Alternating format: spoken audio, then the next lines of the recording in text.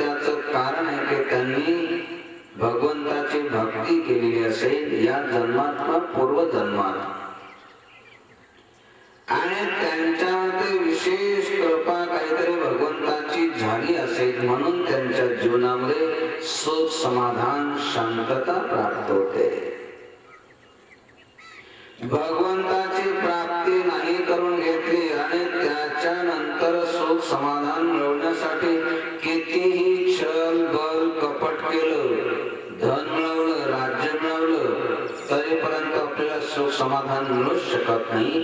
जसं कौरवांनी एका भगवंताला सोडून दिलं आणि सुख मिळवण्यासाठी, समाधान मिळवण्यासाठी राज्य पाहिजे, भोग ऐश्वर्य पाहिजे, पद पाहिजे, प्रतिष्ठा पाहिजे. परंतु भगवंताला सोडून दिल्यामुळे हे काहीच मिळालं नाही.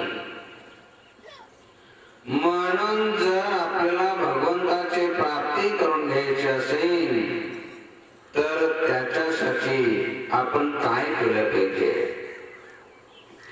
भगवंताच्या प्राप्तीसाठी अनेक उपाय आहेत. त्याच्यामध्ये एक उपाय या ठिकाणी समर्थ रामदास स्वामी आपल्याला सांगतात, जनी भोजनी नाम वाचे वदावे, अति आदरे गद्य घोषे म्हणावे, हरी चिंतने अन्न सेवित जावे, तरी श्री हरी पाविजे तो स्वभावे.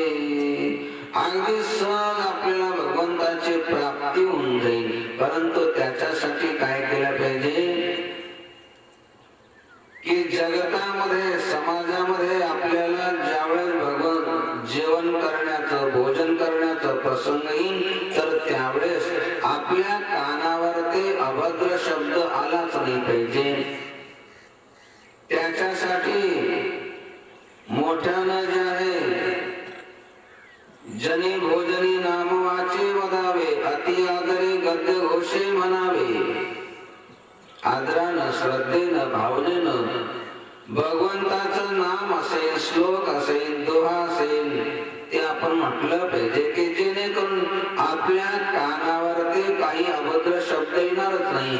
आणि एकांतामध्ये आपल्या घरी जर भगवंत जेवण करत असेल तर अशा वेळेस हरी चिंतने अन्न सेवित जावे, तरी श्री हरी पाविजे तो स्वभावे. भगवंताचं चिंतन स्मरण करत जेवण केलं पाहिजे.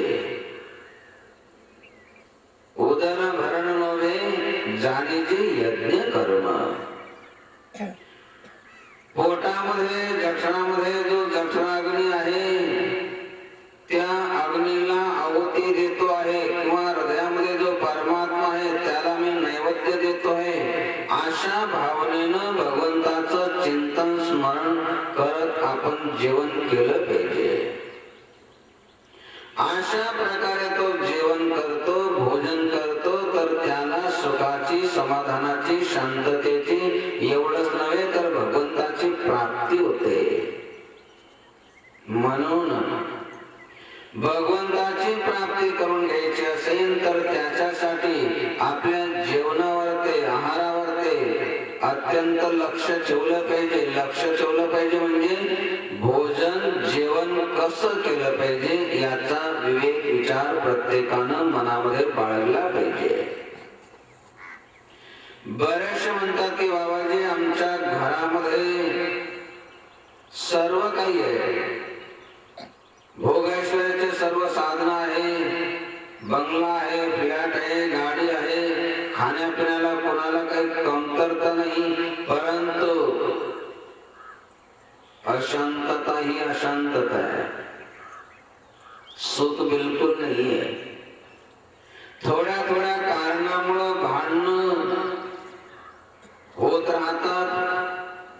कधी कधी चांगलं जेवण बनवल्या जातं, वाढून ठेवल्या जातं आणि असं काही घडतं काही कारण की जेणेकरून जे आहे ताट तसेच पडेल राहतात. बरं सुखानं झोपतात असंही नाही, गाद्या चांगल्या परंतु कोणाला काही झोप येत नाही. अशा प्रकारे घरामध्ये सुख नाही, समाधान नाही, शांतता नाही. असं जर आपल्या घरामध्ये होत असेल तर अनेक कारणापैकी एक कारण हे असू शकतं की जेवण, भोजन. म्हणून आपण जेवण कसं केलं पाहिजे, भोजन कसं केलं पाहिजे याचं शास्त्र जे आपण समजून घेतलं पाहिजे.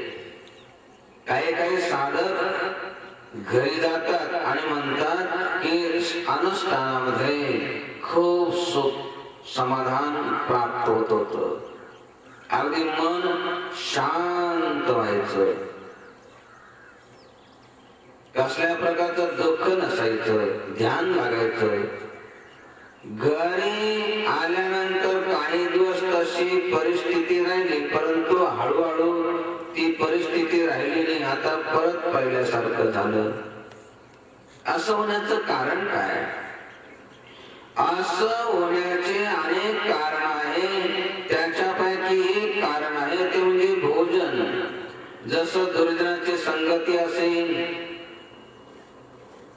जसे अनुष्ठानामध्ये चांगल्याची संगती राहते, घरी आल्यानंतर कदाचित दुर्जनाची संगती जी आहे तर आपल्याला घडली असेल, किंवा अनुष्ठान कालामध्ये जसा फलाहार आपल्याला दिला जातो, जसं आहार दिला जातो, तसा आहार आपण जर घरी जर करत नसेल तर त्याच्यामुळं आपल्याला तसं सुख समाधान मिळू शकणार नाही. परंतु जसं तिथं आहार घेतो तसं आपण आहार जर घरी घेतला तर निश्चित आपली साधनामध्ये प्रगती झाल्याशिवाय राहणार नाही. म्हणून आपण आहाराबद्दल, भोजनाबद्दल, जेवणाबद्दल जागरूक राहिलं पाहिजे. जागरूक राहिलं पाहिजे म्हणजे कसा आहार, कसा भोजन, कसं जेवण घेतलं पाहिजे याचा विवेक विचार जो साधू संतांनी, ऋषीमुनींनी सांगितला तो आपण बाळगला पाहिजे.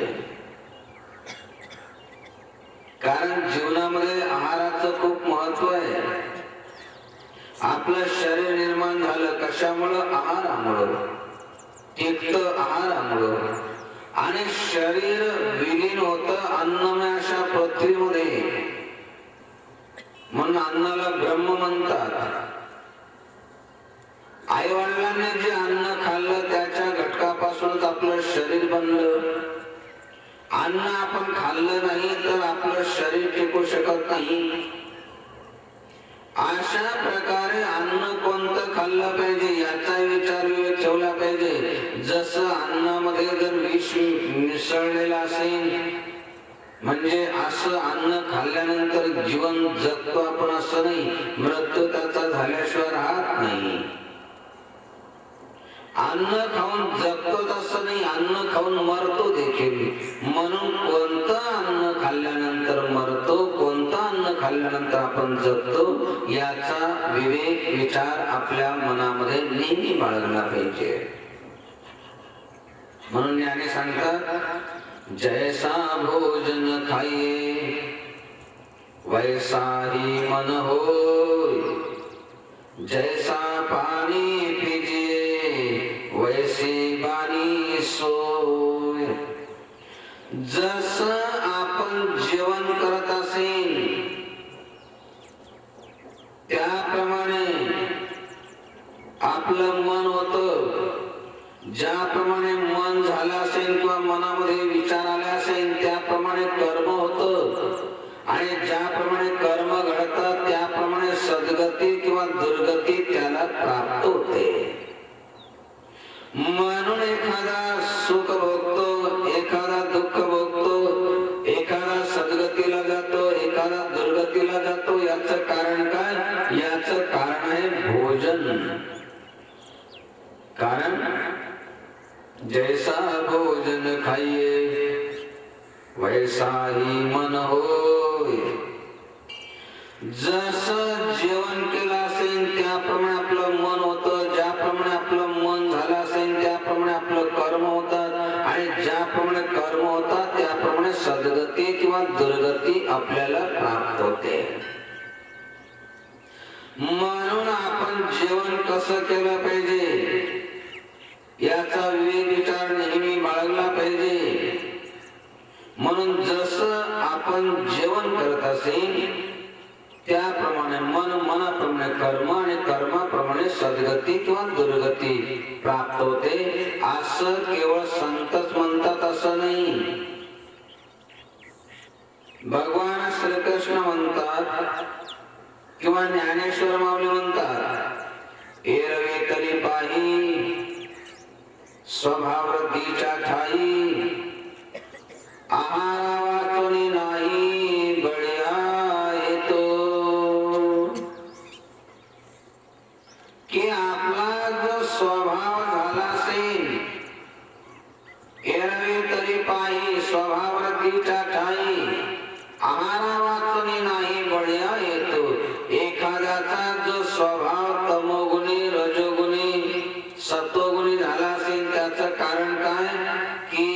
आहार आहे. तम म्हणजे काय? नरकाची केवळ.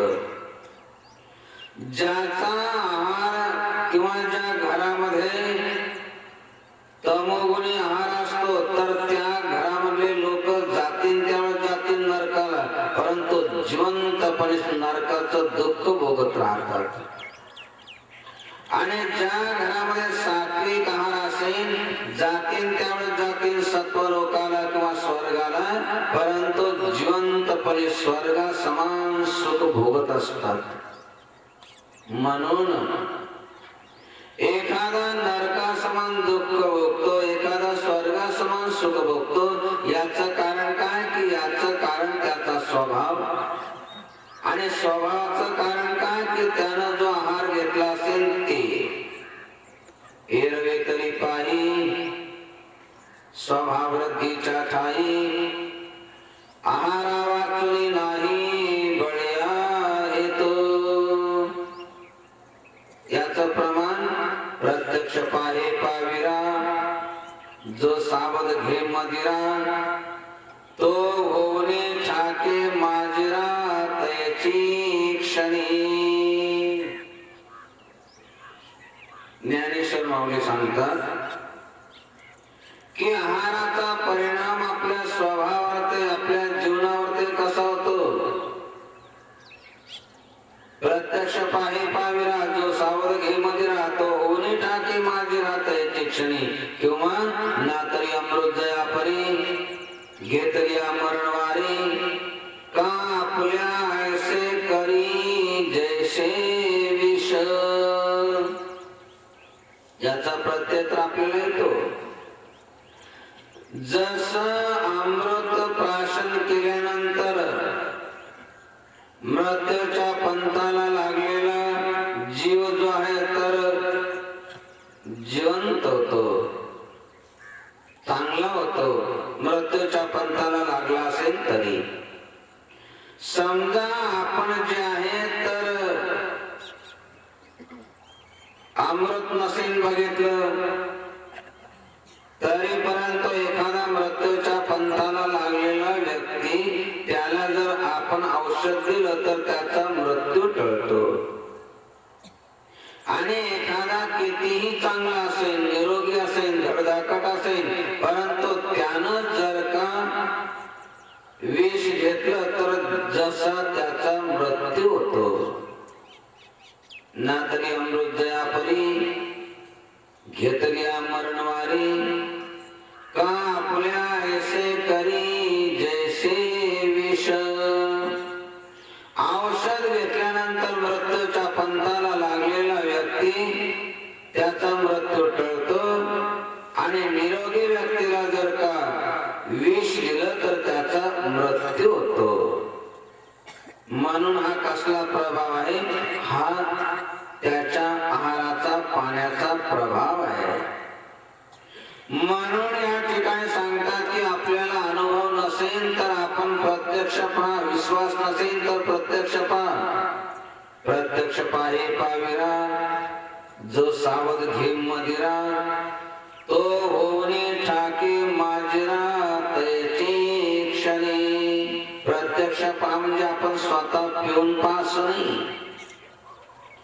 प्रत्यक्ष पहा म्हणजे जो पीत असेल तर त्याची अवस्था बघा.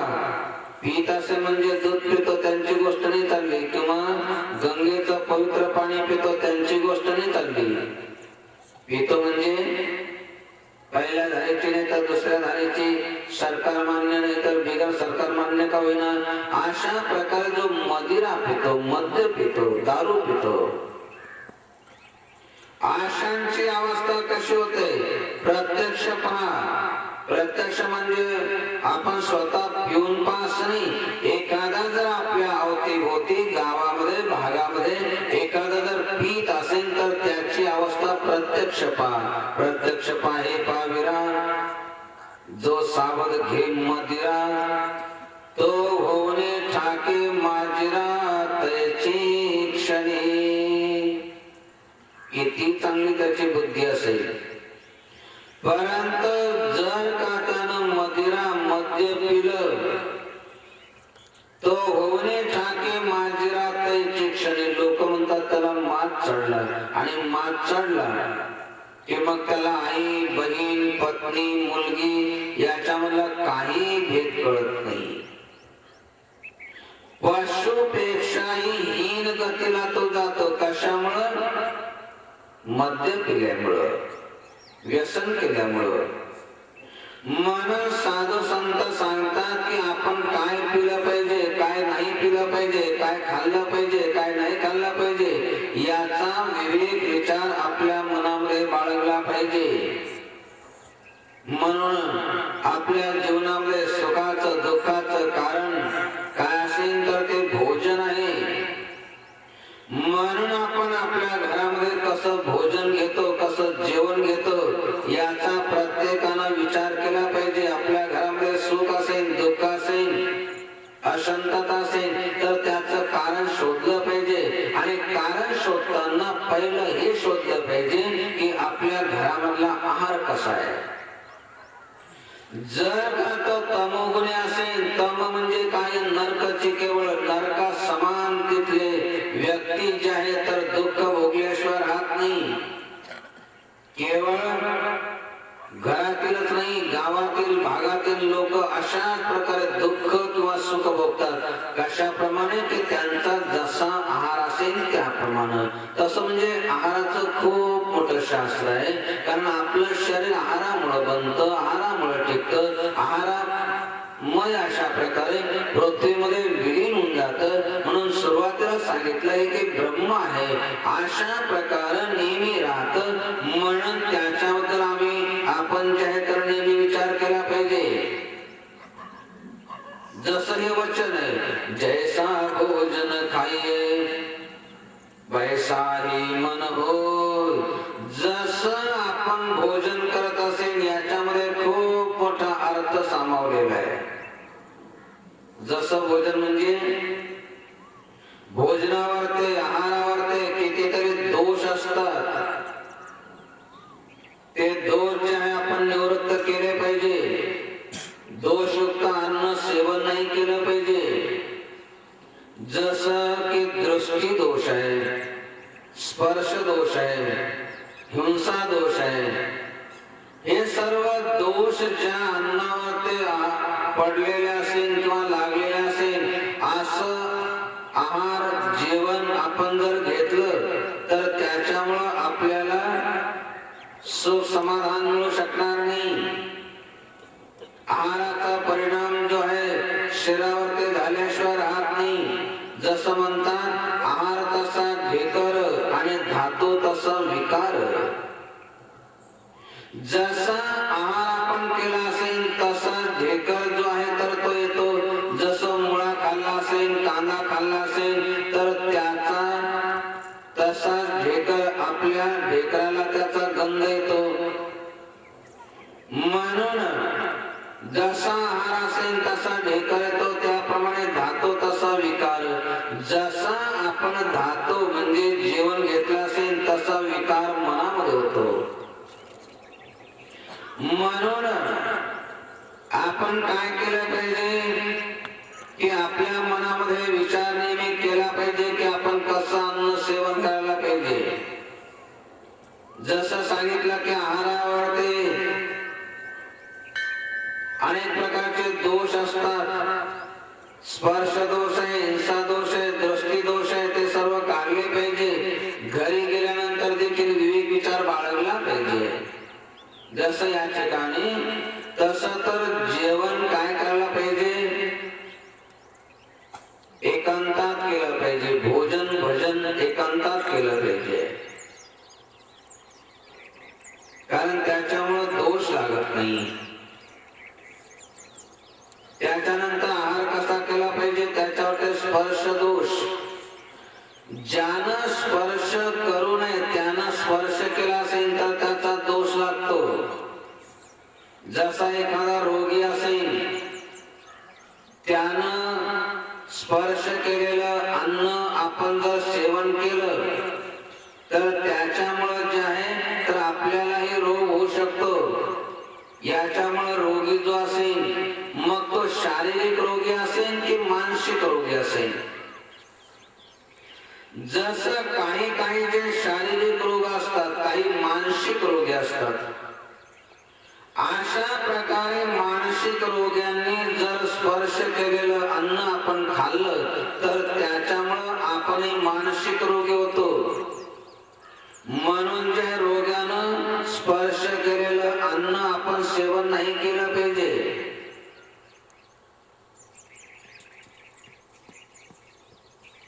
कामी असेल, क्रोधी असेल, आशाने स्पर्श केलेलं अन्न आपण जर खाल्लं तर आपला स्वभाव देखील कामी आणि क्रोधी होतो. त्याच्यासाठी असं एक म्हण आहे की खावं हातचं किंवा खावं जातचं. आपण आपल्या हातानं बनवून खाल्लं पाहिजे. आणि नाही तर मग आपल्या जातीचं म्हणजे या जगतामध्ये प्रामुख्यानं दोनच जाती आहेत. एक आहे सुजात आणि दुसरी आहे कुजात.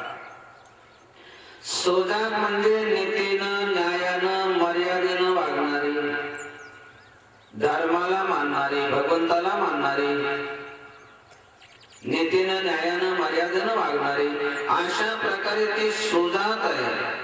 आणि कुजात म्हणजे भगवंताला मानत नाही, ईश्वराला मानत नाही, धर्माला मानत नाही, अनितीनं, अन्यानं ते वागत असतात. अशा प्रकारे कुजातीचे जे असतील त्यांचं अन्न आपण नाही खाल्लं पाहिजे. त्यांचा स्पर्श केलेला अन्न आपण नाही ग्रहण केलं पाहिजे. कारण त्याच्यामुळे स्पर्श दोष लागतो, हिंसा दोष लागतो. जेवण बनवताना, कमवताना जर हिंसा झाली असेल, असं अन्न आपल्याला कधी सुख समाधान देऊ शकत नाही. दृष्टी दोष आहे. जसं दृष्टीचा देखील दोष लागतो, दृष्टी पडली असेल दुर्जनाची तरी अन्नावर ते दोष लागतो. जसं मोठ्या माणसांना काय, अगदी छोट्या छोट्या मुलांना देखील माहिती असतं की दृष्टीचा दोष लागतो. जसे 2-3 मुलं एखादं जर केळ खात असेल आणि त्याच्या हातातून जर का ते केळ खाली पडलं, मातीमध्ये मिसळलं, ते दुसरं म्हणतं याचा जीव गुंतला बरं का. कारण जर का दुसऱ्याचा जीव आपल्या अन्नामध्ये गुंतला तर एक तर ते पोटात जात नाही, पोटात गेलं तर त्याचं चांगलं पचन होत नाही, पचन झालं तर त्याच्यापासून चांगले काही रस मिळत नाही. म्हणून दृष्टी दोष आपल्या अन्नावरती नाही पडला पाहिजे. त्याच्यासाठी भजन भोजन एकांतात केलं पाहिजे. हरी चिंतने अन्न सेवित जावे, तरी श्री हरी पाविजे तो स्वभावे.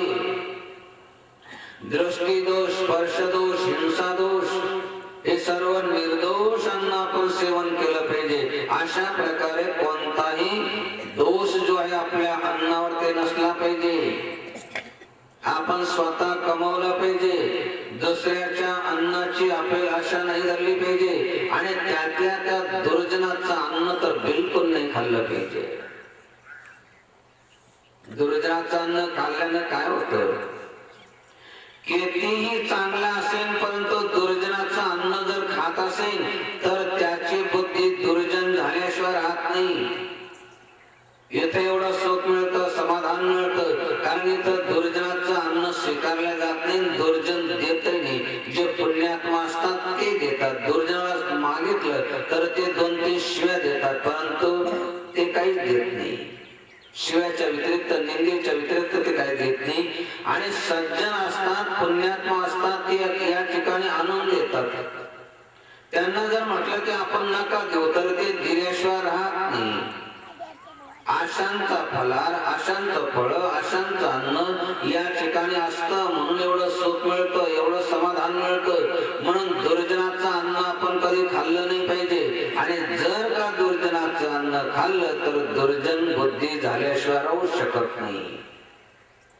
दुर्जनाचे अन्न सेवणे दुर्वास,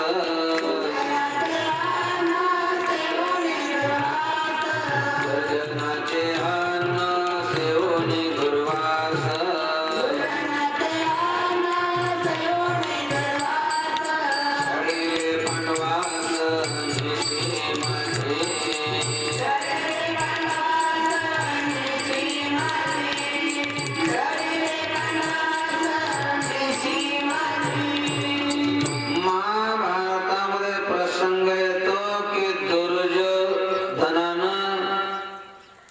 पांडवाचा नाश करण्यासाठी पुष्कळ प्रयास केले, परंतु त्याला यश मिळालं नाही.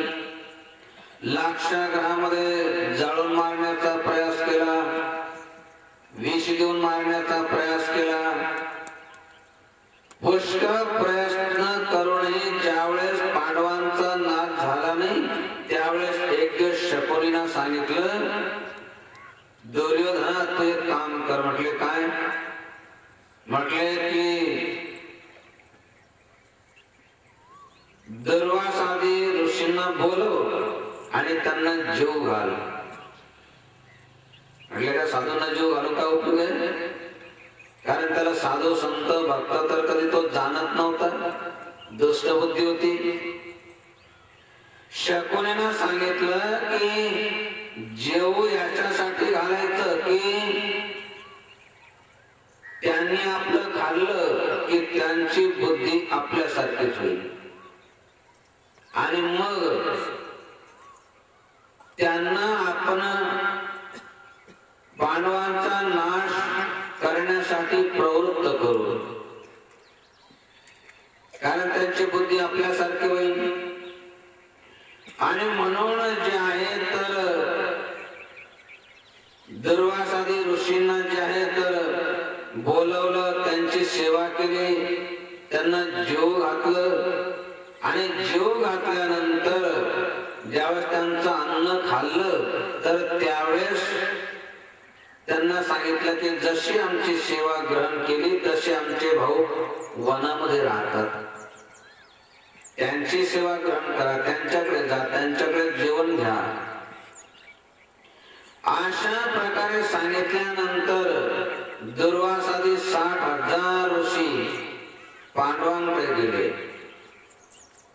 ग्रस्ताकडे रात्री जाऊ नये, गेलं तर तिथं मुक्कामाला राहू नये ग्रस्ताच्या घरी, आणि समजा राहिलं तर त्यांच्याकडे जेवण आधी मागू नये.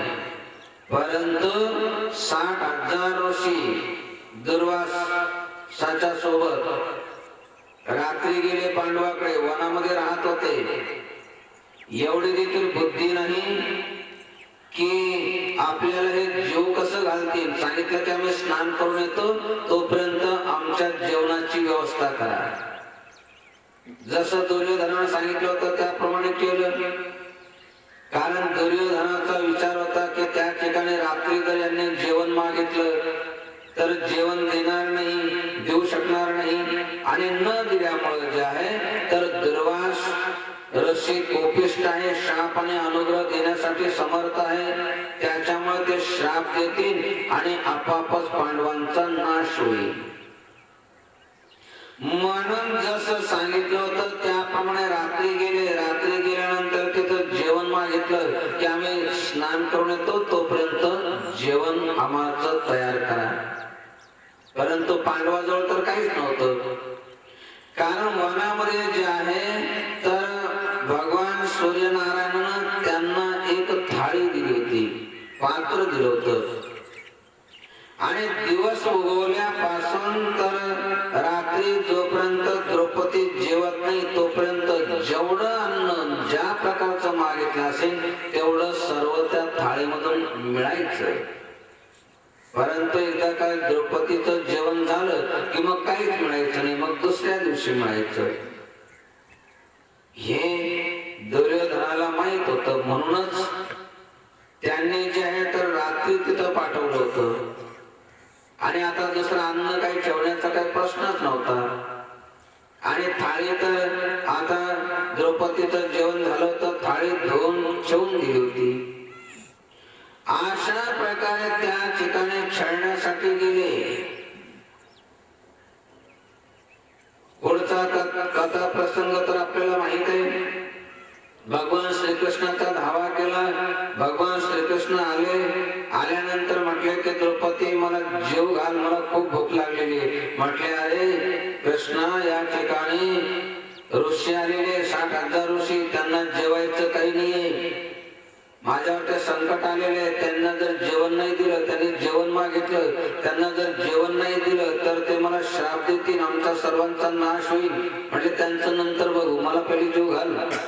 ते 60,000 ऋषी नंतर बघ. म्हणजे जेवायला काहीच नाही, म्हणजे तुझी थाळी आण. तर त्या थाळीला एक पान होतं, तेवढं भगवंतानं आपल्या मुखामध्ये टाकलं आणि मी तृप्त झालो तर सर्व त्रैलोक्य तृप्त व्हावं अशी भावना केली. आणि नदीवर ते स्नान करणाऱ्या ऋषी देखील तृप्त झाले. त्यांना असं वाटलं की जणू काय गळ्यापर्यंत भरत आलेलं आहे. आणि तिथं जर गेलं तर त्या ठिकाणी पांडवांनी आपल्याला जर वाढलं आणि ते जर आपण जेवण नाही केलं तर पांडव आपल्याला श्राप देतील, म्हणून इथूनच पळा. अशा प्रकारे तिथूनच चालले गेले. सांगायचं तात्पर्य आपल्याला हे आहे की दर्वास ऋषी सारखे जे पुण्यात्मा आहे, शाप आणि अनुग्रह देण्यासाठी जे समर्थ आहे, त्यांनी देखील दुर्जनाचं अन्न खाल्लं तर त्यांची बुद्धी दुर्जन झाल्याशिवाय राहिली नाही. तसं आपली देखील दुर्जन बुद्धी झाल्याशिवाय राहणार नाही, आपली देखील फजिती झाल्याशिवाय राहणार नाही. म्हणून त्याच्यासाठी दुर्जनाचे अन्न सेवोनी दुर्वास,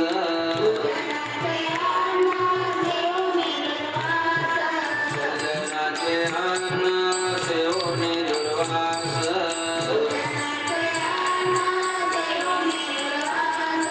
छळिले पंडवास निशी माझे,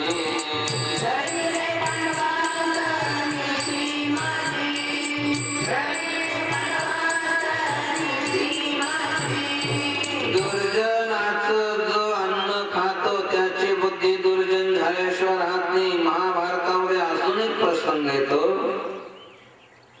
भीष्म पितामह शरपंजरी पडले, बाणाच्या शय्यावर ते पडले. बाण सर्व लागले होते, आरपार गेले होते, परंतु इच्छामरणी होते. विचार केला की जोपर्यंत उत्तरायण सुरू होत नाही, सध्या दक्षिणायन आहे, उत्तरायण सुरू झालं की मग आपला प्राण त्यागू. म्हणून इच्छामरणी असल्यामुळं प्राण तसाच ठेवला होता. भगवान श्रीकृष्ण पांडवांना नेहमी उपदेश करत होते, सल्ला देत होते. त्याच्यामुळे भगवान श्रीकृष्णानं सांगितलं की पांडवांनो, आता उत्तरायण लवकरच येतंय.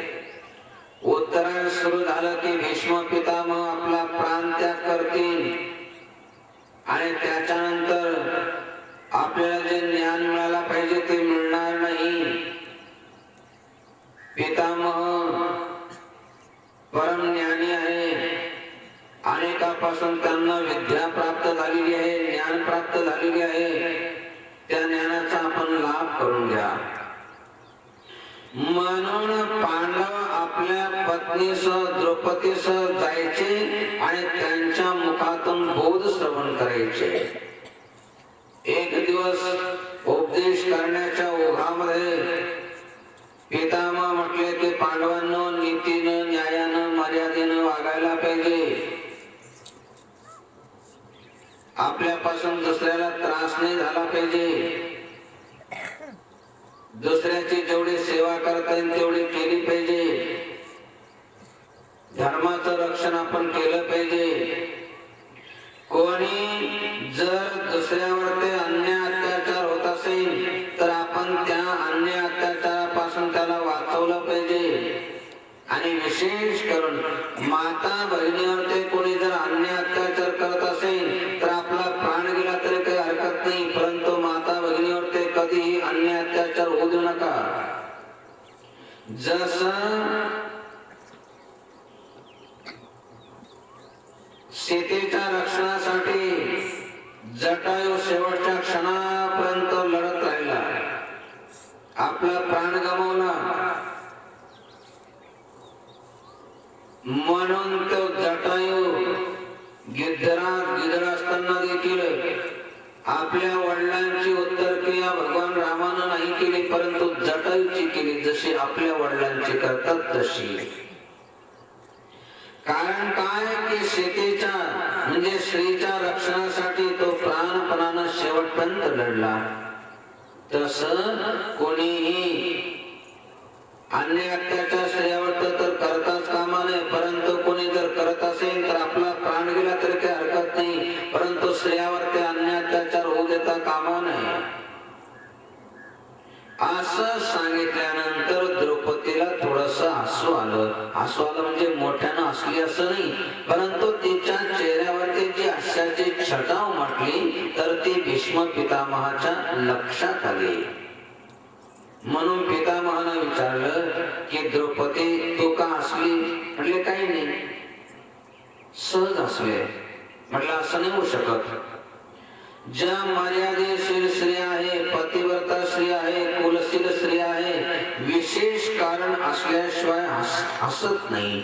मला माहित आहे की तो मर्यादेशील आहे, कुलशील आहे, पतिव्रता आहे, काही ना काही कारण असल्याशिवाय तो हसणार नाही. काय कारण आहे तो हसण्याचं? जास्त आग्रह केल्यानंतर द्रौपदी म्हटले की पितामह आपण किती सुंदर अशा प्रकारचा उपदेश केला. आपण सांगितलं की कोणी जर स्त्रियावरती अन्याय अत्याचार करत असेल तर आपण काय केलं पाहिजे? आपला प्राण गेला तरी काही हरकत नाही, परंतु त्या अन्याय अत्याचाराचा प्रतिकार आपण केला पाहिजे. एवढा सुंदर अशा प्रकारचा उपदेश आपण केला, तर अशा प्रकारचं ज्ञान आपल्याला पूर्वी नव्हतं का? जसं ज्यावेळेस कौरवांच्या सभेमध्ये कौरव माझ्यावरती अन्याय अत्याचार करत होते, त्यावेळेस तुम्ही त्या ठिकाणी नव्हते का? आणि जर होते तर त्यावेळेस तुम्हाला हे ज्ञान नव्हतं का? नंतर ज्ञान झालं का? पितामह म्हटले की द्रौपदी तू म्हणते ते खरं आहे, मी त्यावेळेस त्या ठिकाणी होतो. हे ज्ञान त्याच्यापूर्वी मला होतं, असं नाही की नंतर झालं. परंतु त्यावेळेस मी दुर्जनाचं अन्न खात होतो, त्याच्यामुळं माझी बुद्धी दुर्जन झाली होती. त्याच्यामुळं ते जे करतायत ठीकच करतायत असं मला जणू वाटत होतं. मी खाली मान घालून बसलो होतो. परंतु आता ते दुर्जनाचं अन्न मी जे खात होतो कौरवांचं, त्याच्यापासून बनलेलं रक्त सर्व निघून गेलं बाणामुळं. आता आपलं सज्जनांचं पुण्यात्मांचं अन्न खातोय, त्याच्यामुळं जे आहे तर माझी सद्बुद्धी जी आहे तर आता झालेली आहे, ती जागृत झालेली आहे. सांगायचं तात्पर्य हे की जो जसं अन्न खातो, ज्याचं अन्न खातो तशी बुद्धी त्याला झाल्याशिवाय राहत नाही. जैसा भोजन खाये वैसा ही मन होय, जैसा पाणी पिजिये वैसी बानी सोय. आहार पाणी आपण कसं घेतो याचा विवेक विचार प्रत्येकानं बाळगला पाहिजे. जसं जेवण करत असेल तसं मन, मनाप्रमाणे कर्म आणि कर्माप्रमाणे सद्गती किंवा दुर्गती, सुख किंवा दुःख, स्वर्ग किंवा नरक प्राप्त होतो. म्हणून आता सांगितलं की आपण काय केलं पाहिजे. आहाराचं खूप मोठं शास्त्र आहे, संध्याकाळपर्यंत जरी सांगत बसलं तरी संपणार नाही. म्हणून स्पर्श दोष, दृष्टी दोष, हिंसा दोष ज्याच्यावरती असेल ते अन्न आपण ग्रहण करता कामा नये. दुर्जनाचं अन्न आपण चुकून खाता कामा नये. मौन धारण करून आपण अन्न ग्रहण केलं पाहिजे. जसं या ठिकाणी आपण अनुष्ठान करत आहात, घरी गेल्यानंतर जेवणाच्या वेळेस आपण मौन धारण केलं पाहिजे. बऱ्याच लोकांना मौन शब्द जरी माहित नसला तर ते म्हणतात की गपचूप जेव. गपचूप जेव म्हणजे कुणाला काही कळू दे नको की आपण काय खातो, उपाशी राहतो की चटणी भाकर खातो. जसं आपल्या प्रारब्धानं आपल्याला मिळालं असेल तसं आपण खायचं, कष्टानं खायचं, हरामाचं खायचं नाही, चोरी करून खायचं नाही. अशा प्रकारे आपण कष्ट करून कमवल्यानंतर आपण खाल्लं पाहिजे. मौन धारण आपण ग्रहण केलं पाहिजे. गपचूप जो म्हणजे कुणाला काही कळू देऊ नको की आपण काय खातो. आणि गपचूप जो म्हणजे काही न बोलता जेवण केलं पाहिजे. मौन धारण करून आपण जेवण केलं पाहिजे. जसं जेवताना म्हणतात की कटकट करू नये. कटकट करू नये म्हणजे भांडण करू नये, वादविवाद करू नये. परंतु काहींना जे आहे तर कटकट करण्याची, भांडण करण्याची, वादविवाद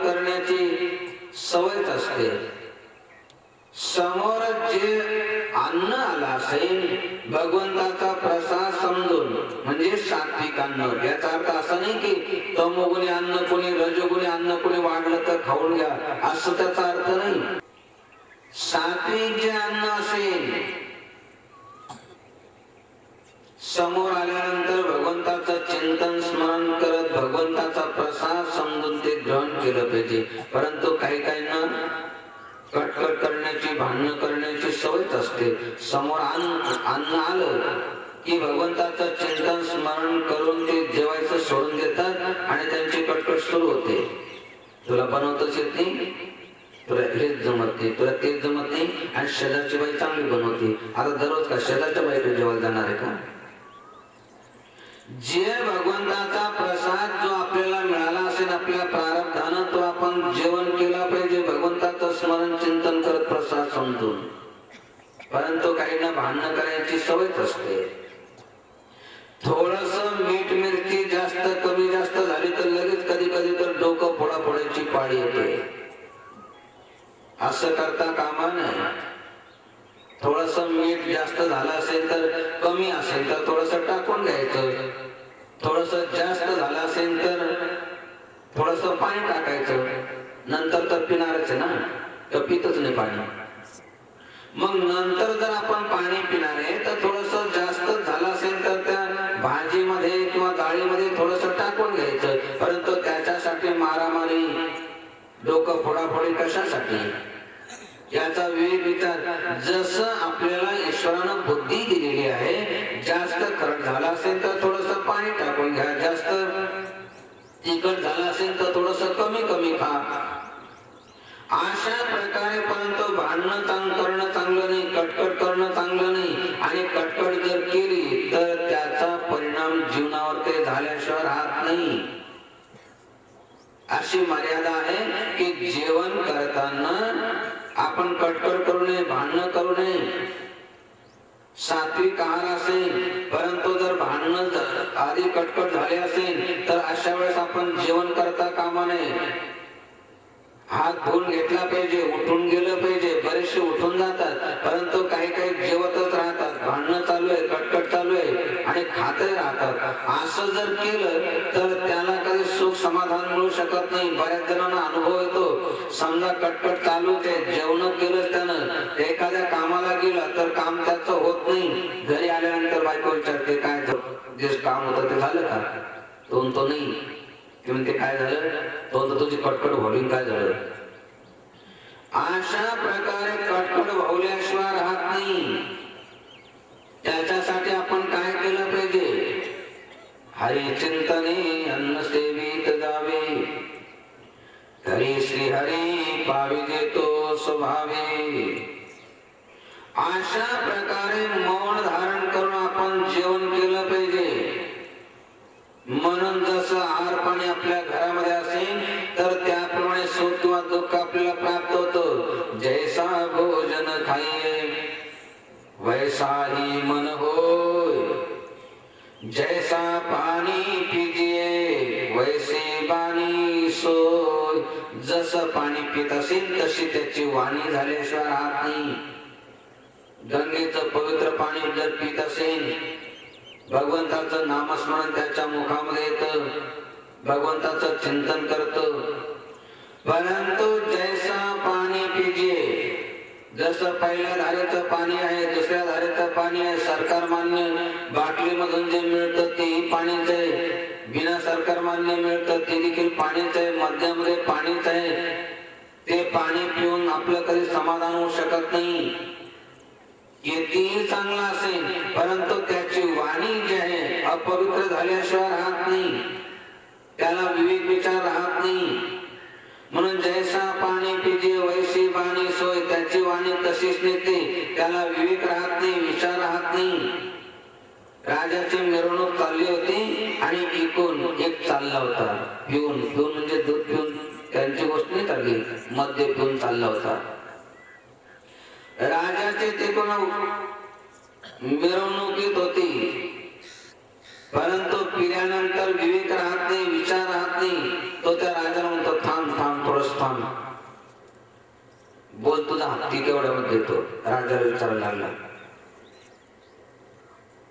कुठून तरी पिऊन अर्ध कप आला होता, घरी एक पैसा नव्हता, खाण्यासाठी काही नाहीये, आणि राजाला म्हणतो बोल तुझ्या हत्तीची काय किंमत आहे, लागल्यास तुझ्यासह बोल, तुझ्यासह विकत घेतो.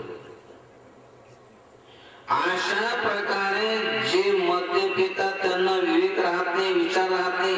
राजाने विचार केला की आता पिये रे, याच्या पुढे नांदी लागतात. राजा चालल्या गेला. गेल्यानंतर जे आहे त्याचा मित्र होता, त्यानं सांगितलं की काल तो काय केलं माहिती, म्हणजे पुढे काय केलं, कारण कळतच नाही, बुद्धी ठिकाणावर राहतच नाही. त्यानं सांगितलं की काल तो राजाचे आणि राजाच्या हत्तीची किंमत विचारली. आता जर का राजानं तुला हत्ती घे म्हटलं तर देते का तेवढी किंमत, आहे का तुझं काही? तोही घाबरला की आता काय करायचं. मग एकाकडे गेला, त्यानं सांगितलं की मला काहीतरी करून वाचव, म्हणून त्यानं युक्ती सांगितली. आणि त्याप्रमाणे खरोखरच दुसऱ्या दिवशी राजाचा सेवक आला, म्हटलं तुला बोलवलेलं. तिथं गेला आणि सांगितलं की ठीक आहे, तो काल हत्ती घेणार होता ना, परंतु शिकवलं होतं, म्हटलं बोल केवढ्यामध्ये घेतो हत्ती, एवढी किंमत देण्यात तर मग तुला 16 वरती देण्यात येईल. तेव्हा त्याला शिकवलं होतं त्याप्रमाणे म्हटलं की महाराज हत्ती घेणारा होता ना, तो सकाळी सकाळीच निघून गेला, म्हणजे सकाळी सकाळी उतरली. अशा प्रकारे जैसा पाणी पिजे वैसे बाणी सोय, जसं पाणी तो पित असेल तशी त्याची वाणी झाल्याशिवाय राहत नाही, जसं जेवण करत असेल तसं त्याचा स्वभाव मन झाल्याशिवाय राहत नाही. म्हणून आपण काय केलं पाहिजे, तम म्हणजे काय, नरकाची केवळ तमोगुणी आहार केल्यानंतर तो नरकाला गेल्याशिवाय राहणार नाही. म्हणून ज्ञानेश्वर माऊली सांगतात, म्हणून सात्विक रसो सेविजे ते सत्वची वाढी पाविजे, राजसा तामसा होईजे सात्विक आहार आपण सेवन केला पाहिजे. अंगे सानी परिणामी थोरो, जैसे गुरुमुखेचे अक्षरो, तैसी अल्पी जी आहारो तृप्ती राहे. इतर आपण किती श्रवण केला असेल, ऐकलं असेल, परंतु सद्गुरूच्या मुखानं थोडं जरी श्रवण केलं असेल, एवढंच काय 2 अक्षराचा पंचाक्षर अक्षराचा षडाक्षरी मंत्र जरी घेतला असेल, तो जर आपण घेतला तर त्याच्यामुळे काय होतं, अंगे साने परिणामी थोरू जैसे गुरुमुखीचे अक्षर. गुरुच्या मुखानं थोडा जरी आपल्याला उपदेश मिळाला किंवा 1-2 अक्षराचा जरी मंत्र मिळाला तर त्याच्यामुळे आपलं कल्याण होईल. तैसी अल्पी जी आहार तृप्ती राहे, तसं सात्विक आहार थोडासा जरी घेतला तर त्याच्यामुळं आपली तृप्तता होईल.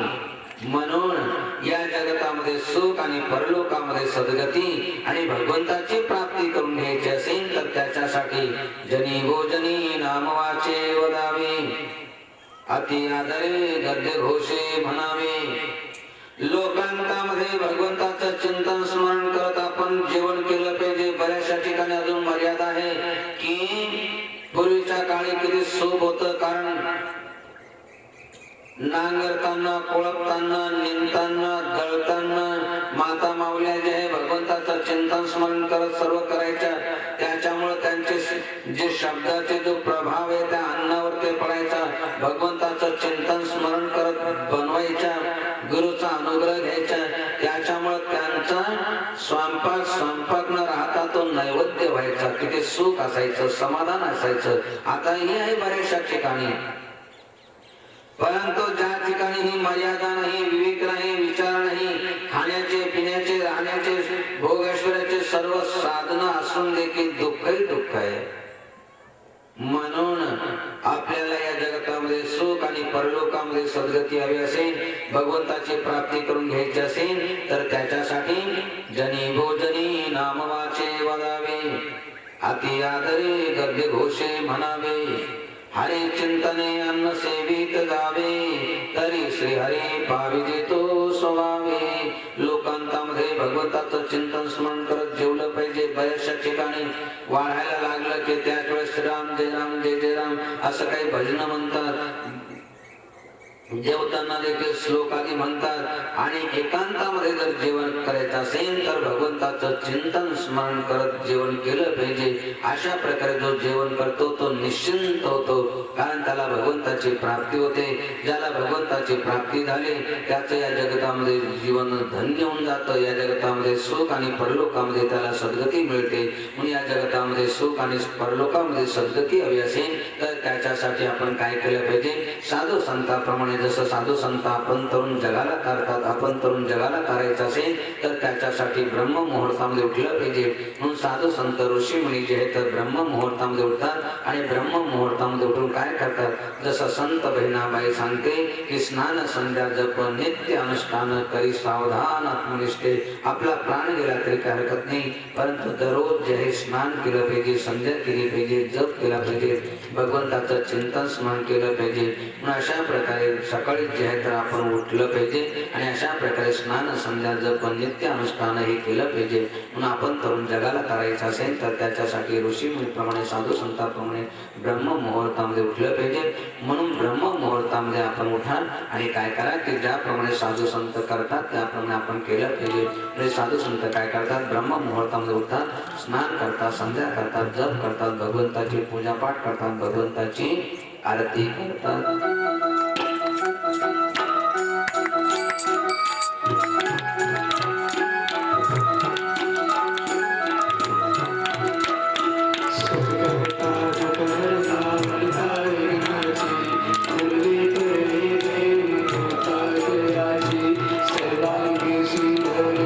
Jai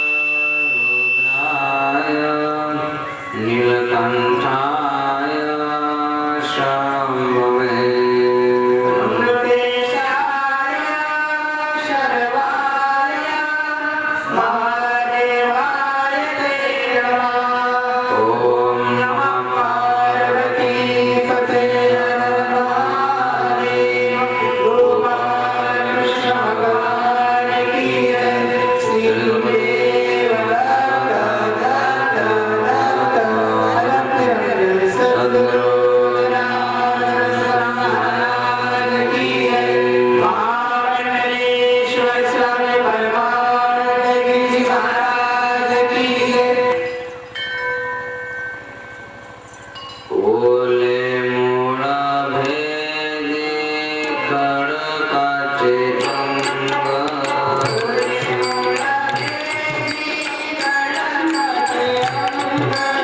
ओले मूळ भेदी खडकाचे अंग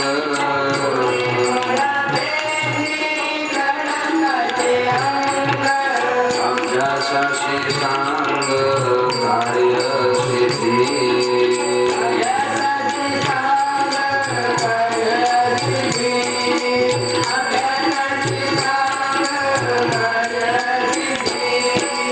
नवे ऐसे काही नाही अवघड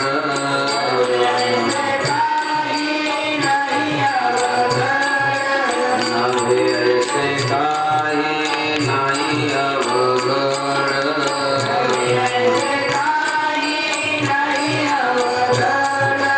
नाही करी वाढ तोची घरी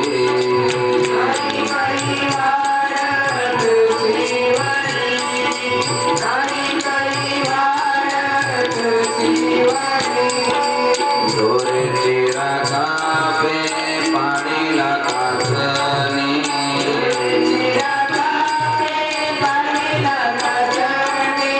दोरेची राखावे पाणीला काचणी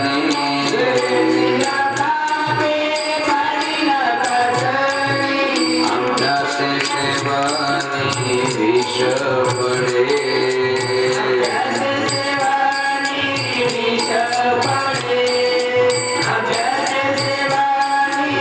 विष पडे तुका मने कैसा बसण्याशी ठाव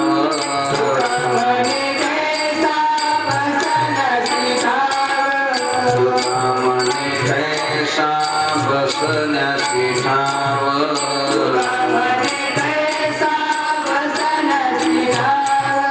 धरती बाळावाव एकाएकी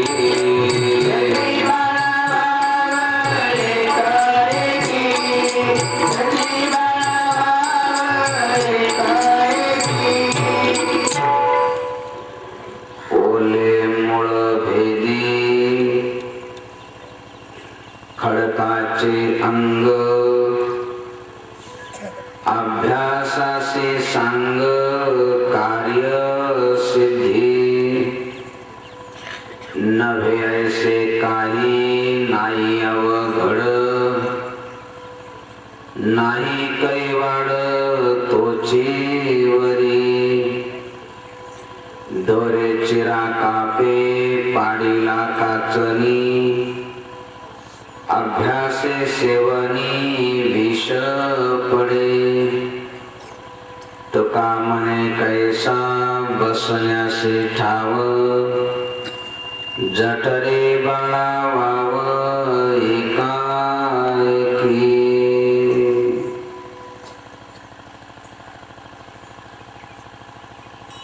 या अभंगामध्ये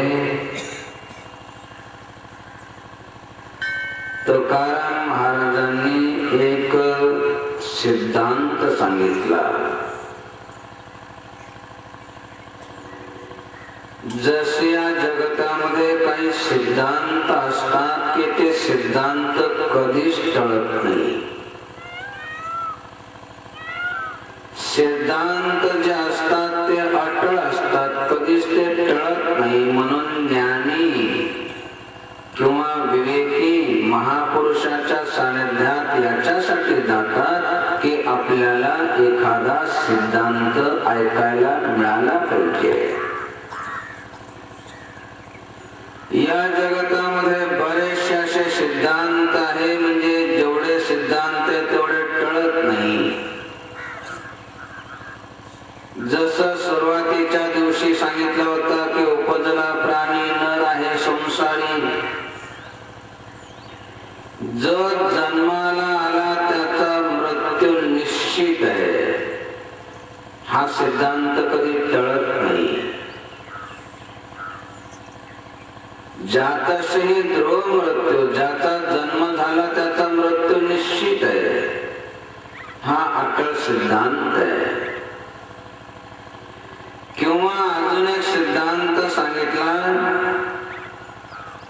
बारीमध्ये घट होई बरो सिकता ते बरो ते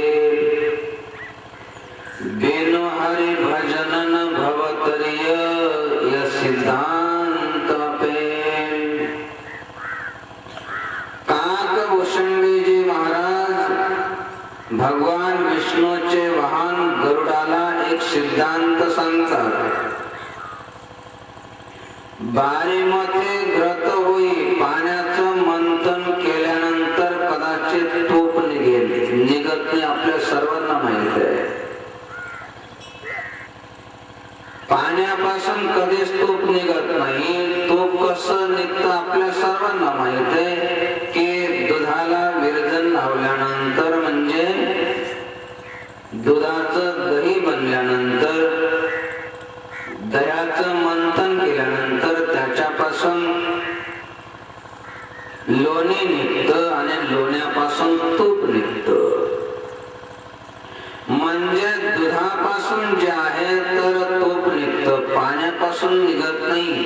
कितीही पाण्याचं मंथन केलं तरी एक देखील तुपाचा थेंब पाण्यापासून निघू शकत नाही. परंतु ते म्हणतात बारीमध्ये घृत होईल. कदाचित पाण्यापासून जे आहे तर तूप निघालं, बरो शिकता ते बरो तेल. वाळू जे आहे तर घाण्यामध्ये पिळल्यानंतर किंवा जात्यामध्ये दळल्यानंतर त्या वाळूपासून कदाचित तेल निघेल, नाही निघत आपल्या सर्वांना माहित आहे. ते म्हणतात कदाचित निघेल म्हणजे निघणार नाही हे त्यांनाही माहित आहे. परंतु जसे म्हणतात निघलंच तर, काही वाद घालणारे असतात ते म्हणतात निघलंच तर, ते म्हणतात ठीक आहे निघलं तर समजा कदाचित निघेल. म्हणजे पाण्यापासून कदाचित तूप निघेल, वाळूपासून कदाचित तेल निघेल, असं निघत नाही. या अशक्य गोष्टी आहेत. परंतु कदाचित ह्या अशक्य गोष्टी शक्य झाल्या तर एक अशक्य गोष्ट कधीच शक्य होणार नाही. ती कोणती? बिनु हरि भजनन भवतरिय य सिद्धांत पे. जोपर्यंत जीव ईश्वराची भक्ती करत नाही तोपर्यंत त्याला मुक्ती प्राप्त होऊ शकत नाही. मुक्ती प्राप्त करायची असेल तर त्याच्यासाठी भक्तीच केली पाहिजे. म्हणून नामदेव महाराज देखील म्हणतात भक्ती विन मोक्ष नवे हा सिद्धांत.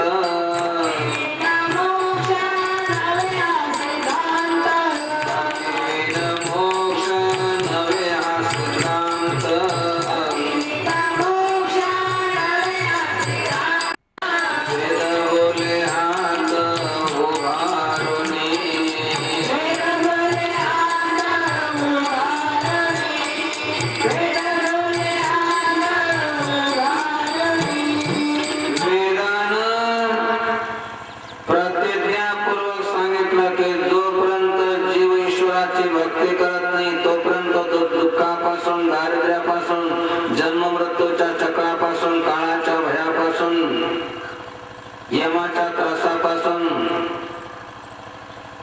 अज्ञानापासून, व्यसनापासून, विकारापासून, जन्ममृत्यूच्या चक्रापासून मुक्त होऊ शकत नाही. त्याच्यासाठी भक्तीच करावी लागेल. असे जसे या जगतामध्ये महापुरुषांनी काही सिद्धांत सांगितले त्याचप्रमाणे या अभंगामध्ये तुकाराम महाराजांनी सिद्धांत सांगितला. कोणता? अभ्यासाशी सांग कार्य सिद्धी. अभ्यास केल्यानंतर या जगतामध्ये अशक्य काहीच नाही, सर्व काही शक्य होऊन जात. नवे असे काही नाही अवघड, नाही काही वाढत तोची वरी. जोपर्यंत आपण अभ्यास करत नाही, प्रयास करत नाही तोपर्यंत आपल्याला असं वाटतं की हे काम होणार नाही किंवा असं होणं शक्य नाही, तसं होणं शक्य नाही. परंतु जर अभ्यास केला तर सर्व काही शक्य होतं.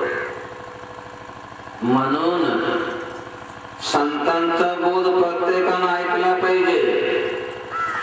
काही लोकांची अशी भ्रांती असते की कथा कीर्तन प्रवचन एका विशिष्ट लोकांसाठीच आहे, परंतु वस्तुतः तसं नाही. संतांचा जो बोध आहे तो सर्व विश्वासाठी आहे, कारण संतांनी सर्व विश्वालाच माझं घर मानलेलं आहे. हे विश्वची माझे घर ऐसे मती जयाचे स्थिर किंबहुना चराचरी आपणची झाला.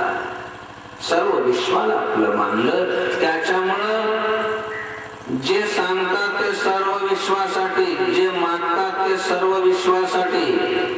ईश्वराकडे मागतात तर माझं कुटुंब, माझा गाव, माझा भाग, माझा देश सुखी झाला पाहिजे एवढ्यासाठीच नाही, हे तर सुखी झालं पाहिजे, परंतु त्यांचा अट्टहास प्रयास सर्व विश्वासाठी.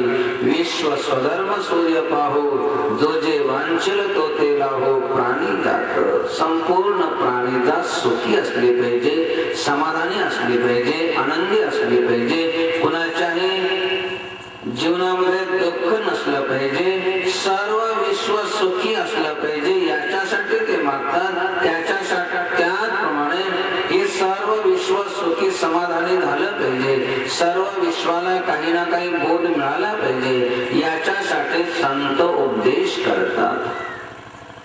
म्हणून या ठिकाणी जो बोध केला, जो उपदेश दिला, जो सिद्धांत सांगितला तो सर्वांसाठी. असं नाही की मोठ्यांसाठी संतांचा उपदेश आहे, लहानासाठी आहे, स्त्रियांसाठी आहे, पुरुषांसाठी आहे, गरीब असेल, श्रीमंत असेल, अगदी छोटे छोटे मुलं मुली असेल त्यांच्यासाठी देखील संतांचा उपदेश आहे. शाळेमध्ये जाणारे मुलं मुली असेल, शेतामध्ये काम करणारा शेतकरी असेल, व्यापारी असेल, नौकर असेल, त्या सर्वांसाठी या ठिकाणी संतांचा उपदेश आहे. जसं या ठिकाणी हा जो सिद्धांत सांगितला, कोणता? अभ्यासाशी सांग कार्य सिद्धी. अभ्यास केल्यानंतर एखादी गोष्ट परत परत केल्यानंतर या जगतामध्ये अमुक कार्य होत नाही असं या जगतामध्ये काहीच नाहीये. खरं म्हणजे ज्ञानी जे असतात तर ते महान ज्ञानी पुरुष जे असतात तर त्यांच्याकडे याच्यासाठी जातात की आम्हाला एखादा सिद्धांत ऐकायला मिळाला पाहिजे. जे परमज्ञानी असतात ते सिद्धांत सांगतात आणि ज्ञानी देखील परमज्ञानाकडे सिद्धांत ऐकण्यासाठी जातात. परंतु जे मध्यम असतात तर ते जे आहे त्यांना सिद्धांत समजत नाही, म्हणून त्याच्यासाठी तो सिद्धांत समजावा याच्यासाठी जे आहे तर महापुरुष एखादा दृष्टांत देतात, एखादं उदाहरण सांगतात की जेणेकरून तो सिद्धांत समजला पाहिजे.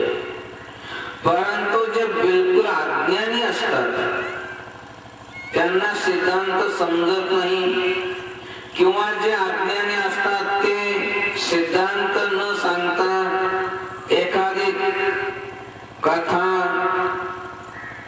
एखादी गोष्ट सांगतात आणि अशा प्रकारे त्यानं विशेष लाभ होत नाही. म्हणून अज्ञानी एखादी कथा ऐकण्यासाठी संतांकडे जातात की एखादी गोष्ट आम्हाला सांगितली पाहिजे, एखादी कथा आम्हाला सांगितली पाहिजे की जेणेकरून आमचं थोडस मनोरंजन होईल, याच्यासाठी ते संतांकडे जातात. आणि अशा प्रकारे काही जे असतात अज्ञानी ते केवळ जे आहे तर दुसऱ्याला एखादी कथा गोष्ट सांगून त्यांचं मनोरंजन करण्याचा प्रयास करतात. परंतु जे ज्ञानी असतात ते महाज्ञानाकडे याच्यासाठी जातात की आम्हाला एखादा सिद्धांत कळाला पाहिजे. परंतु सिद्धांत जास्तच अवघड असेल तर त्याच्यासाठी सिद्धांत सांगितल्यानंतर एखादं उदाहरण दिलं जातं. परंतु तुकाराम महाराजांनी अगोदर सिद्धांत न सांगता अगोदर उदाहरण दिलं आणि नंतर सिद्धांत सांगितला. असं उलट का बरं केलं? अगोदर खरं म्हणजे सिद्धांत सांगायला पाहिजे, नंतर सिद्धांत कठीण असेल तर तो समजण्यासाठी एखादं उदाहरण दिलं पाहिजे.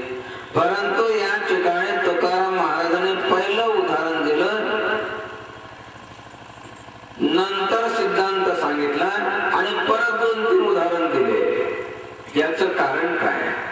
याचं कारण हे आहे की हा जो सिद्धांत आहे हा प्रत्येकाला समजला पाहिजे. ज्ञानाला तर समजला पाहिजे, परंतु अज्ञानालाही समजला पाहिजे. मोठ्यांना तर समजला पाहिजे, परंतु लहान लहान मुलं मुली असेल त्यांनाही समजला पाहिजे. म्हणून या ठिकाणी पहिलं उदाहरण दिलं. कोणतं आणि कशासाठी? की अभ्यासाचे सांग कार्य सिद्धी. अभ्यास केल्यानंतर जे कार्य आरंभला असेल ते कार्य झाल्याशिवाय राहत नाही, हे समजवण्यासाठी पहिलं उदाहरण दिलं. कोणतं? ओले मूळ भेदी खडकाचे अंग.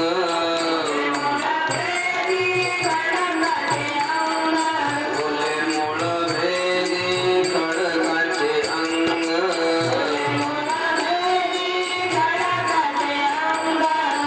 ओले मूळ भेदी खडकाचे अंग.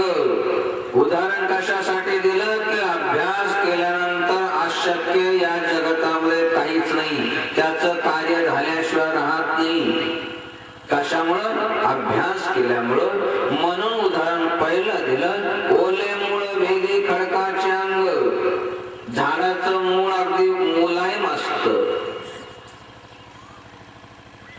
पाणी आणि मातीचे कण याच्यापासून ते बनलेलं असतं.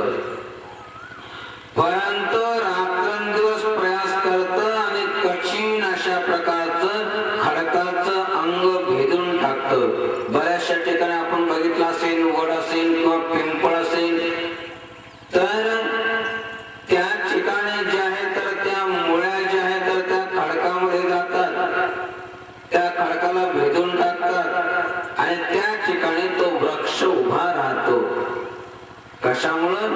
रात्रंदिवसाच्या प्रयासामुळं. आता काही म्हणतील रात्रंदिवस प्रयास करतं का काही वेळेस प्रयास करतं, कसं समजायचं? कारण मुळं तर जमिनीमध्ये असतात.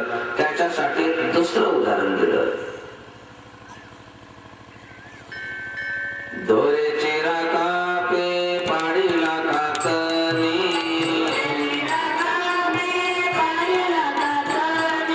दोरेची राकापे पाडीला कातनी.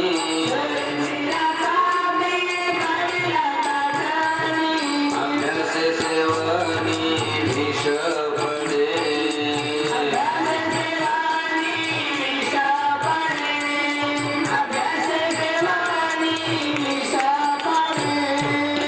कामने कैसा बसण्यासी ठाव.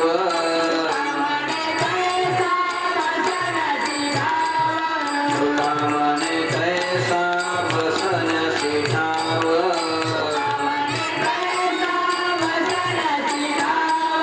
रात्री बाळावाव एकाएकी.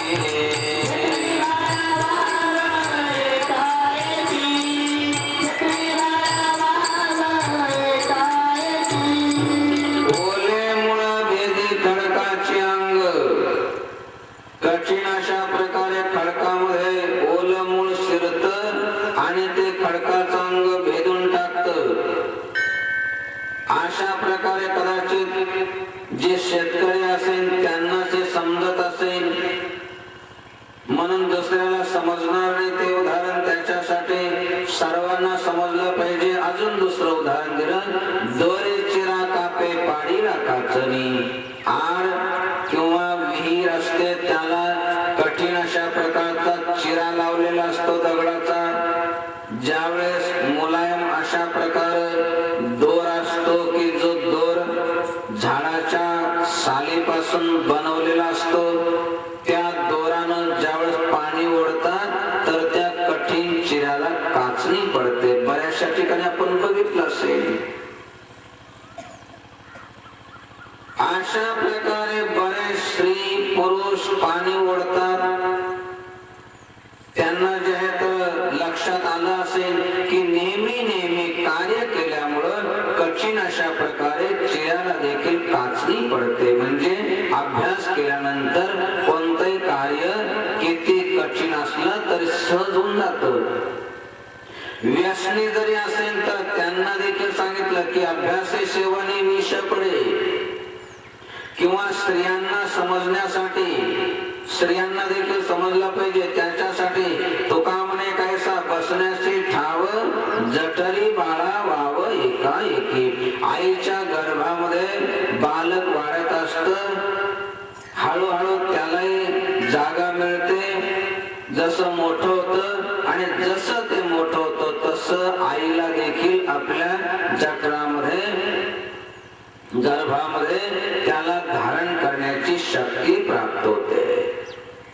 अशा प्रकारे स्त्रियांना, पुरुषांना, ज्ञान्यांना, अज्ञानांना सर्वांना समजलं पाहिजे. याच्यासाठी जे आहे तर अनेक उदाहरण दिले संत तुकाराम महाराजांनी. त्याप्रमाणे भगवंत अर्जुनाला निमित्त करून सर्व जगाला सांगतात किंवा ज्ञानेश्वर माऊली आपल्याला सांगतात, अगाभ्यास योग म्हणजे तो हा एको जाणीजे, येणे काही न निपजे ऐसे नाही. त्या जगतामध्ये जसे कितीतरी योग भगवंतानं सांगितले, भक्ती योग आहे, कर्मयोग आहे, ज्ञान योग आहे, अष्टांग योग आहे. त्याचप्रमाणे या ठिकाणी सांगतात की अभ्यास योग आहे. म्हणजे अभ्यास केल्यानंतर या जगतामध्ये अशक्य काहीच नाही, अमुक गोष्ट होत नाही असे या जगतामध्ये काहीच नाही. अगाभ्यास योग म्हणजे तो हा एको जाणीजे, येणे काही न निपजे ऐसे नाही. अभ्यास योग असा आहे की यानं अमुक कार्य होतं असं या जगतामध्ये काहीच नाही. त्याच्यासाठी ज्ञानेश्वर माऊलींनी बरेचसे उदाहरण दिले की अभ्यासामुळे काय काय होतं. पै अभ्यासाचे निबळे, एकी गती अंतराळे, व्याघ्र सर्प प्रांजळे केले की. अभ्यासामुळे काय होतं हे सर्व याच्यासाठी चालू आहे की आपण अभ्यास करा. कितीही अवघड काम असेल तर ते सर्व होऊन झाल्याशिवाय राहणार नाही, परंतु त्याच्यासाठी अभ्यास केला पाहिजे. अभ्यास जर केला तर या जगतामध्ये अशक्य काहीच नाहीये. परंतु लोकांची ओरड असते की हे जमत नाही, ते जमत नाही, हे होत नाही, ते होत नाही. संत सांगतात असे या जगतामध्ये काहीच नाहीये. हा, त्याच्यासाठी थोडासा वेळ लागेल, कदाचित काही दिवस लागतील, काही आठवडे लागतील, काही महिने लागतील, काही वर्ष लागतील किंवा काही जन्म लागतील.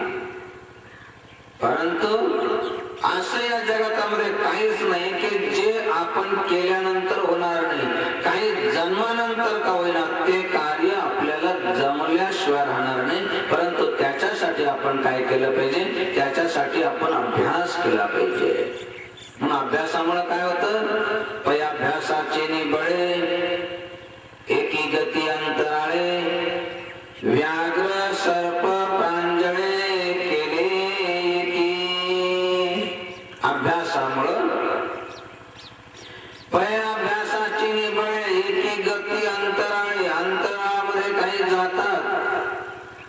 जसं पक्षी जे आहे आकाशामध्ये उडतात, गमन करतात, त्याप्रमाणे काही योगी, त्यांना भगवंताची प्राप्ती झाली असता असं नाही, अभ्यास केलेला असतो त्यांनी. त्या अभ्यासामुळं एकी गती अंतराळे, अंतराळामध्ये, आकाशामध्ये जसं पक्षी उडतात, गमन करतात, त्याप्रमाणे काही योगी आकाशामधून चालतात.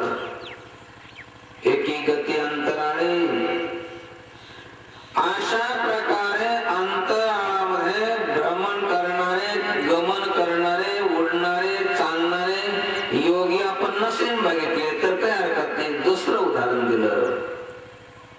व्याघ्र सर्प प्रांजळे केले की.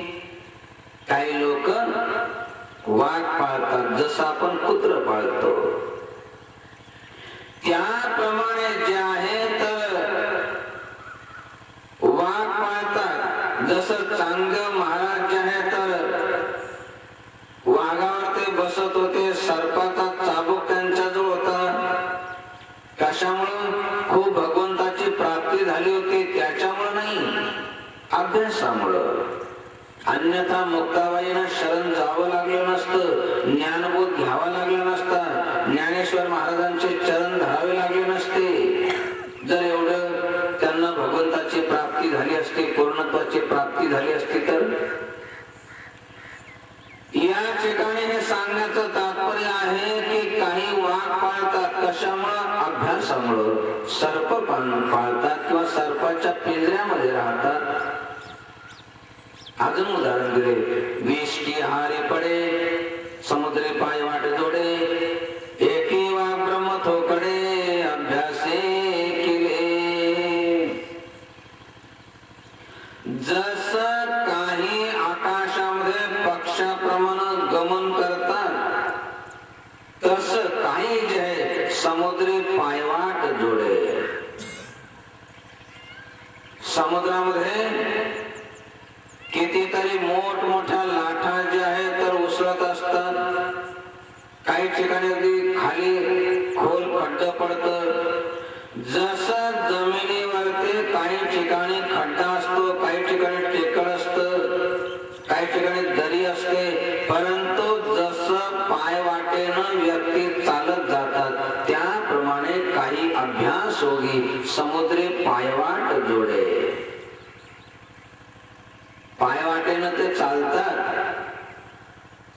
जसं पायवाटेनं जमिनीवर चालतात तसं समुद्रामध्ये चालतात. अशा प्रकारे कितीतरी उदाहरण दिले. एवढ्या उदाहरणापैकी आपल्याला एकतरी असं आठवलं असेल की अभ्यास केल्यानंतर अशक्य काहीच नाही. जसं जे आहे की काही आकाशामध्ये जातात, काही समुद्रावरती चालतात, काही वाघ पाळतात, काही सर्प पाळतात. अशा प्रकारे हे सर्व जरी नसेन बघितलं तरी परंतु जसं तुकाराम महाराजांनी उदाहरण दिलं आणि ज्ञानेश्वर माऊलींनी उदाहरण दिलं, जवळजवळ समानता त्यांच्यामध्ये आहे. तुकाराम महाराज म्हणतात अभ्यासी सेवाने विष पडे, आणि ज्ञानेश्वर माऊली म्हणतात की विष की आहारी पडे. विष जे आहे काही सेवन करण्याचा, खाण्याचा, पिण्याचा अभ्यास करतात.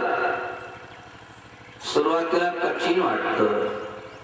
जसं ज्यांनी विष खाण्याचा किंवा पिण्याचा अभ्यास केला असेल सुरुवातीला कठीण वाटतं. जसं एक तंबाखूची काडी जिभेला लावतो तर बऱ्याच जणांना ती तंबाखूची काडी जिभेला लावल्यानंतर ढाळ वांत्या होतात, चक्कर येतात पहिल्यांदा. नंतर नंतर एकदा का सराव झाला की मग ढाळ होत नाही, वांत्या होत नाही, चक्कर येत नाही. काही काही तर असे खातात की जसं काही खाऊ खातात, बोकण्याचे बोकणे खातात, पुढेच्या पुढे संपवतात. अशा प्रकारे हे खाल्ल्यानंतर काही होत नाही. आता म्हणतात ते काही होत नाही म्हणजे आता ढाळ होत नाही, वांत्या होत नाही, चक्कर येत नाही, फक्त एवढंच. कारण आता विष की आहारी पडे किंवा अभ्यासी सेवनी विष पडे. काही होत नाही याचा अर्थ असा नाही की आता ढाळ होत नाही, वांत्या होत नाही, चक्कर येत नाही, फक्त एवढंच होत नाही कारण ते आता सवय लागली. परंतु त्याचा शरीरावरती परिणाम होत नाही असं नाही. बऱ्याचशा वेळेस आता जे थुकण्याची आवश्यकता पडत नाही. जसं पहिल्यानं थोडस खाल्लं की थुकत राहतात, नंतर नंतर कुठंतरी गालामध्ये किंवा कुठेतरी होटामध्ये कोंबून घेतात. आता थुकायची आवश्यकता पडत नाही. परंतु काय होतं, काहींना मग त्या गाला जवळून किंवा त्या होटा जवळून किंवा